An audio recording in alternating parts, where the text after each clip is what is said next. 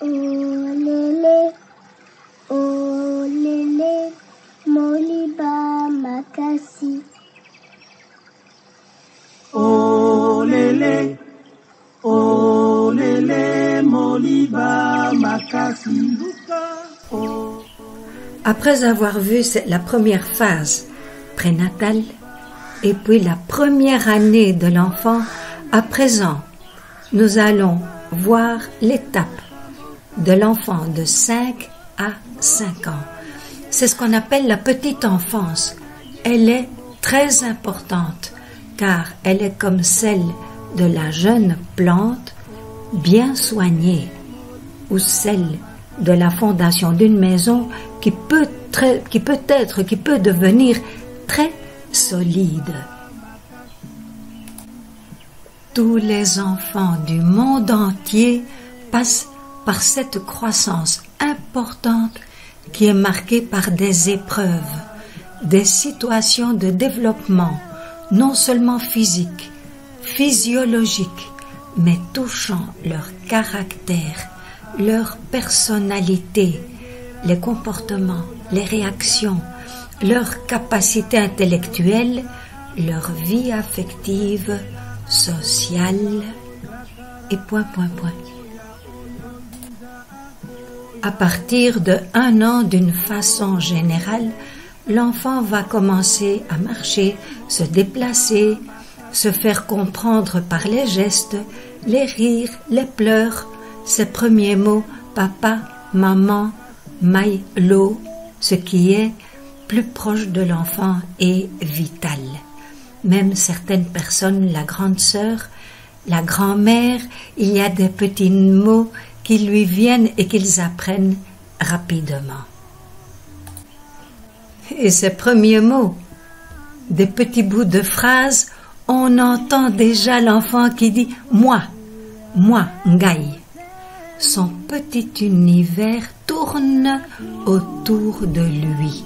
Ce n'est pas l'égoïsme, mais simplement l'égocentrisme. Nous le verrons encore après. C'est normal. Il verra petit à petit qu'il n'est pas le seul dans son univers. Et oui, l'enfant a 1 an et demi, 2 ans, 3 ans, 4 ans. Au début, ce sont surtout des jeux de manipulation, de pousser, de tirer, d'emboîter, d'imiter d'une façon mécanique. Ce sont des jeux sensoriels. Chaque enfant joue pour lui, même s'ils sont comme ensemble. Ensuite, les jeux des enfants seront d'imitation des travaux de papa, de la maman, de ce qu'ils voient autour de lui. Vers 2 ans et demi, on appelle ça l'âge de grâce. L'enfant devient un peu plus indépendant car il se déplace déjà facilement. Il sait aussi s'exprimer et d'ailleurs, il est très mignon, elle est très mignonne. C'est pourquoi on dit que c'est l'âge de grâce. L'enfant a 2 ans et demi, 3 ans.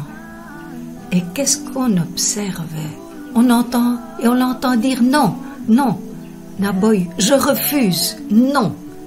L'enfant qui avant pouvait tout recevoir et tout faire, à présent il ne reçoit plus le lait maternel ni tant de choses lorsqu'il pleurait.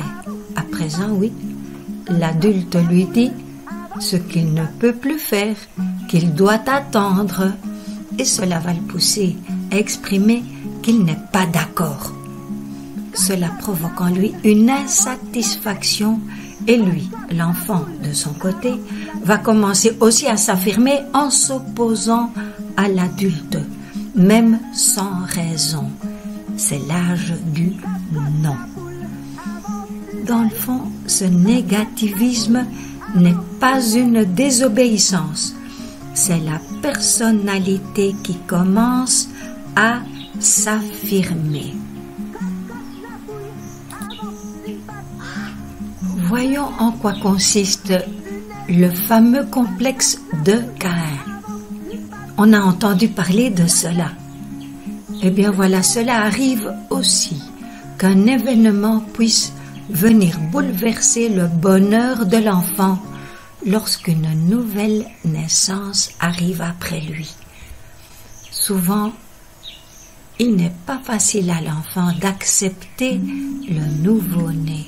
C'est pourquoi le rôle des parents est aussi important pour ne pas délaisser de côté l'enfant de 2 ans et demi.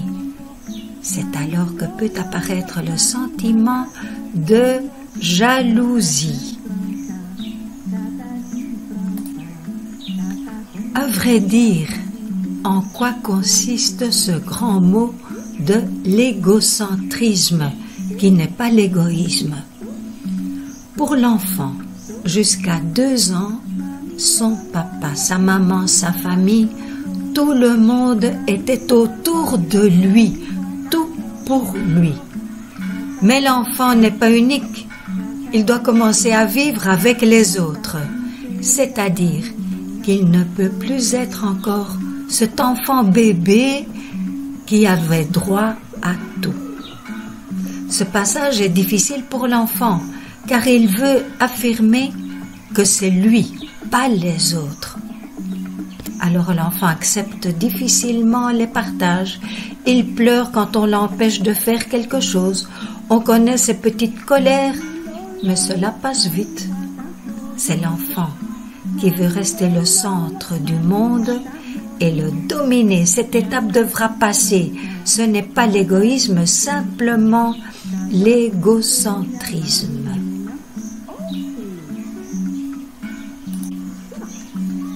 Voyons, vers 3 ans, il y a ce qu'on appelle le complexe d'Œdipe. Maintenant, l'enfant sait se déplacer, s'exprimer, s'affirmer. Et il découvre à présent que son corps, je suis un garçon, je suis une fille. En même temps, l'enfant ressent qu'il n'est plus 100% pour ses parents, car ceux-ci s'aiment aussi. Il y a de nouveaux sentiments qui jaillissent.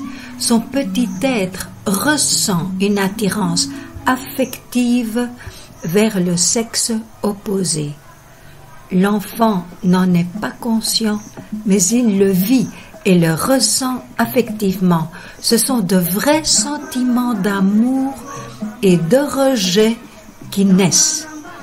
La fillette dira « Papa, je veux me marier avec toi. » Et le petit garçon à son père « Papa, je veux te tuer. » Ceci comme en jouant. Ce n'est nullement conscient, mais l'enfant exprime seulement ainsi son sentiment. Ce phénomène de crise affective s'appelle le complexe d'Œdipe.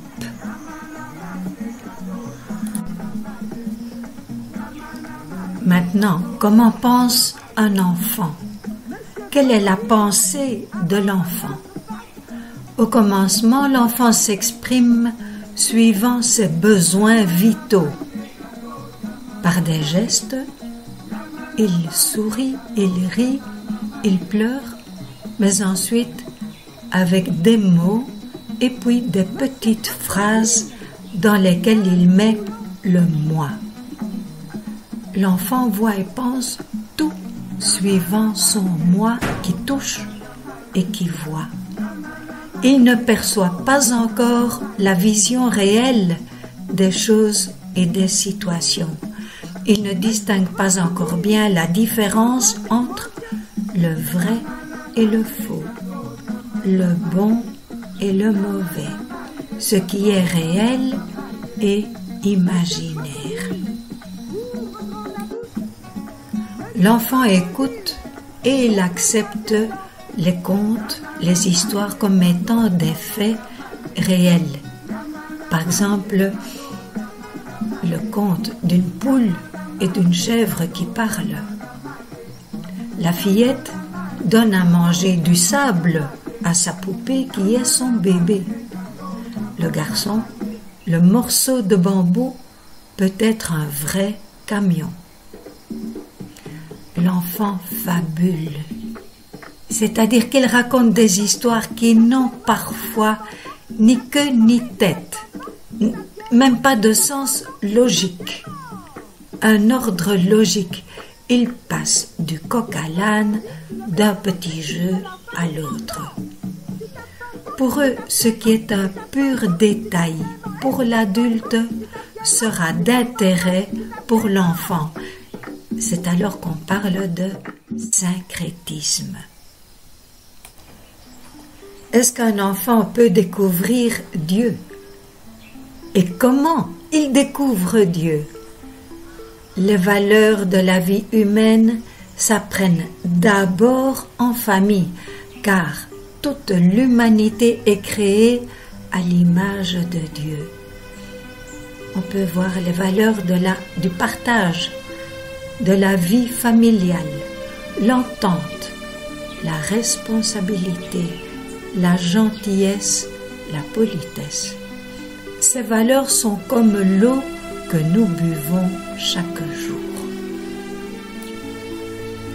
Et lorsque les parents puisent cette eau à la source, qui est la vie donnée par le Christ, ces mêmes valeurs humaines donnent le vrai sens de nos vies avec Dieu qui nous aime.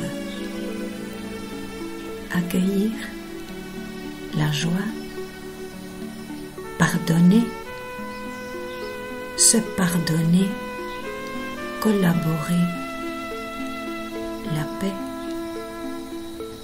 remercier, partager, s'aimer, la vie fraternelle, la vie familiale, prier.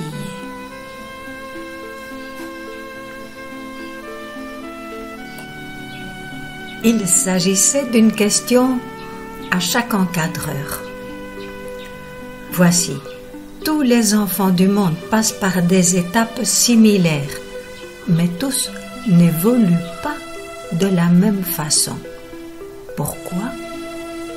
Cela dépendra de quoi, de qui, comment, pourquoi, de quelles circonstances.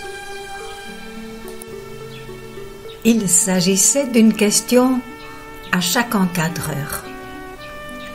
Voici, tous les enfants du monde passent par des étapes similaires, mais tous n'évoluent pas de la même façon. Pourquoi? Cela dépendra de quoi, de qui, comment, pourquoi, de quelles circonstances. Pour la deuxième question, il fallait observer quelques petits enfants durant toute cette petite période que nous donnons cette session. Tu les as observés dans ton milieu, à la maison, au quartier. Maintenant, est-ce que tu as pu essayer de voir leurs gestes, leurs réactions, leur petite vie avec ceux qui les entourent? Qu'est-ce que tu as observé? Et dans le fond, ce n'est pas pour juger ces enfants, mais pour mieux les comprendre. Un jour, vous accueillerez aussi ces mêmes enfants peut-être dans votre mouvement. Et ils grandiront, ils seront aussi vos jeunes. Et nous verrons que ce qui était avec le petit enfant l'opposition, il disait non, non, non, il affirmait sa personnalité. Mais progressivement, cela deviendra un oui. Quant à la pensée, le syncrétisme, cela deviendra un monde vrai, bon, juste. Et l'égocentrisme, le moi, deviendra un nous, ensemble, le groupe. Quant au complexe d'Oedipe, il deviendra une vie épanouie en famille et dans la vie. Et le complexe de Caïn, qui est la jalousie, deviendra un jour l'amour-souci. C'est réellement aux environs de ses 5 ans que l'enfant arrivera à dominer toutes ces étapes qui sont une base délicate dans la croissance et construction de sa vie. La fillette dira « Maman, je peux puiser de l'eau ?» Elle va vouloir aider sa maman. Et le garçon « Papa, je serai comme toi, un chauffeur. » Et voici, ce sera une situation qui nous touchera tous, même dans les groupes des plus jeunes des enfants, comme dans les groupes qui sont des jeunes. Nous avons des enfants, des jeunes qui vivent au sein d'une bonne famille chrétienne. Mais nous en avons aussi d'autres qui sont amenés à vivre avec leur papa, avec une madrastra, ou leur maman qui joue le rôle de papa et de maman. Encore aussi avec les grands-parents, une tante ou dans un centre d'accueil. Tous les enfants d'aujourd'hui devront s'adapter à beaucoup de nouvelles situations sociales, économiques, de toutes sortes, pour bien grandir. Toutes ces épreuves des étapes de croissance de la petite enfance de 0 à 5 ans devraient amener ces enfants vers une personnalité plus ouverte, équilibrée, calme. Mais d'autres enfants auront dur. Dès lors, la pastorale des enfants et des jeunes, en sigle PEJ, PEJ, a une place importante dans la vie de chacun de ces enfants. Et voilà, d'ici peu, nous allons donc commencer cette première étape des enfants, du mouvement des groupes, des enfants que nous accueillons de 5 à 7 ans dans nos mouvements ou dans les activités paroissiales. À bientôt, la prochaine session. Je sens que je vais me régaler. Qu'est-ce que ça sent bon?